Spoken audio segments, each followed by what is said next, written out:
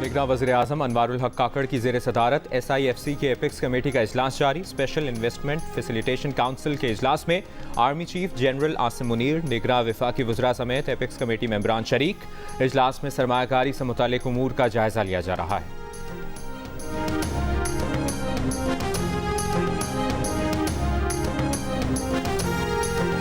पाकिस्तान को मुआशी बहरान से निकालने के लिए आलमी बैंक का 50,000 रुपये आमदन कमाने वालों पर टैक्स लगाने का मशवरा। ये भी कह दिया कि हुकूमत 50,000 से कम कमाने वालों पर भी टैक्स आयद करने की हद मुकर्रर कर सकती है। आलमी बैंक ने दुकानदारों को टैक्स नेट में लाने की तजवीज़ देने के साथ साथ टैक्स फ्री आमदन की हद कम करने का भी मशवरा दिया। कहा, पर्सनल इनकम टैक्स का स्ट्रक्चर आसान बनाया जाए, ज़रई शोबे में 12.5 एकड़ ज़मीनों के मालिकान पर टैक्स लगाया जाए, मुनासिब तैयारी और जायजे के बगैर शुरू किए गए तरक्याती मनसूबे ख़त्म कर दिए जाएँ। 5 लाख रुपए माहाना कमाने वालों पर 35% टैक्स आयद करने की तजवीज़। आलमी बैंक ने कहा कि वफाकी हुकूमत इन शोबों पर खर्चा न करे जो सूबों के दायराकार में आते हैं। 7वीं कौमी मालियाती कमीशन का दोबारा जायजा लेकर वफाकी और सूबाई दायराकार में फाइनेंसिंग का लाहेअमल तय किया जाए।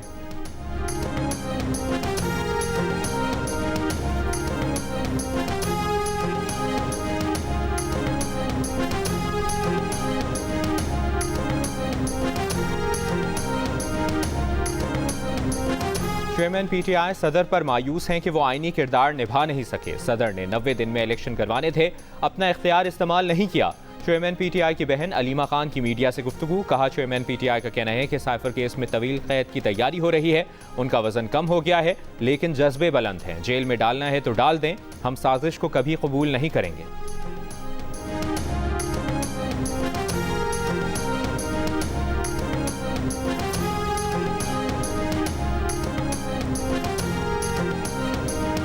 आज पाकिस्तान को किसी नए तजुर्बे की नहीं, नवाज शरीफ जैसे आजमूदा नुस्खे की ज़रूरत है।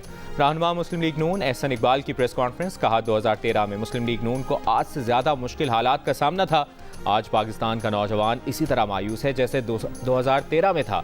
नवाज शरीफ के पास मईशत को बहरानों से निकालने का तजर्बा है। एहसन इकबाल ने कहा कि पाकिस्तान को अगले 3 साल में 70 अरब डॉलर से ज़ायद कर्जे अदा करने हैं। कर्जों की अदायगी के लिए मजीद कर्ज की नहीं बल्कि मुल्की वसाइल बरूए कार लाने के लिए नवाज शरीफ जैसे तबीब की ज़रूरत है जो 3 साल में मुल्की मईशत को उठाकर कर्जों की अदायगी के काबिल बना सके। वक्त आ गया है कि रियासती इदारे आइन के मुताबिक अपना किरदार अदा करें। जो सियासत और रियासत में फ़र्क ना कर सके वो पाकिस्तान का नुमाइंदा होने का दावा नहीं कर सकता।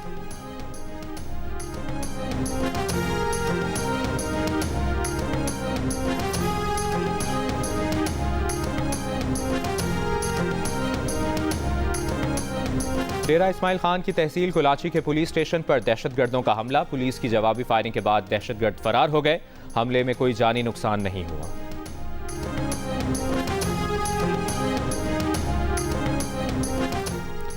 अफगान क़यादत के फतवे के बावजूद जो अफगान पाकिस्तान को निशाना बना रहे हैं वो मुसलमान नहीं हो सकते। निगरान वज़ीर इत्तलाआत बलूचिस्तान जान अचकज़ई की प्रेस कॉन्फ्रेंस।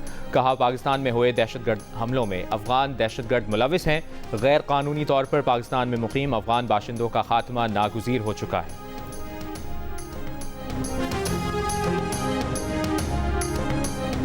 निगरान वज़ीर आला पंजाब मोहसिन नकवी का पंजाब में गैर कानूनी तारकीन वतन का डेटा जमा करने का टास्क। IG पंजाब और तमाम अजला के RPOs को हिदायत जारी।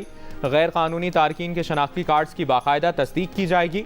जाली शनाख्ती कार्ड्स को फौरी ब्लॉक करने की हिदायत कर दी गई। पंजाब हुकूमत ने गुज़श्ता रोज़ एपेक्स कमेटी इजलास के बाद सूबे में ऑपरेशन का फैसला किया।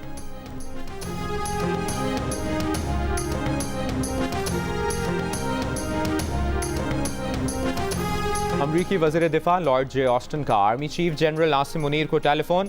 पेंटागन के प्रेस सेक्रेटरी की तस्दीक। कहा, army chief general Asim Munir और अमरीकी वज़ीर दिफा के दरमियान बाहमी मफाद के उमूर पर तबादला ख्याल किया गया। Army chief general Asim Munir और अमरीकी वज़ीर दिफा ने इलाकाई पेशरफ्त पर भी तफसीली गुफ्तगू की।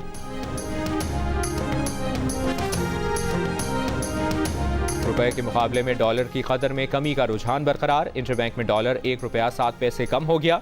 इंटरबैंक में डॉलर 284 रुपये 65 पैसे का हो गया। इंटरबैंक में गुज़श्ता रोज़ डॉलर 285 रुपये 72 पैसे का था। पाकिस्तान में इस साल पोलियो का तीसरा केस सामने आ गया। खैबर पख्तूनख्वा के ज़िला बन्नू की यूनियन काउंसिल बकाखेल में एक बच्ची पोलियो वायरस के हमले में माजूर हो गई। पाकिस्तान में अब तक पोलियो से मुतासर होने वाले 3 बच्चों का ताल्लुक ज़िला बन्नू से है।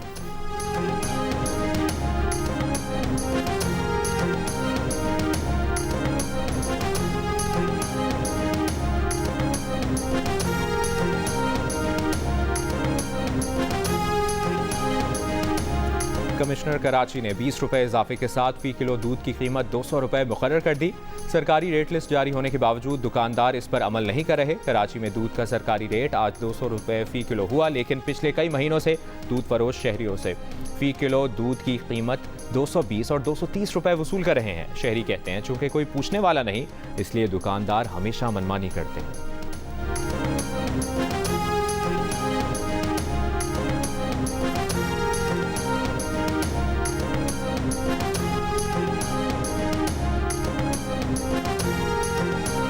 क्रिकेट का सबसे बड़ा मुकाबला क्रिकेट वर्ल्ड कप 2023 शुरू होने में सिर्फ एक रोज बाकी। कल वर्ल्ड कप का पहला मुकाबला इंग्लैंड और न्यूजीलैंड के दरमियान खेला जाएगा।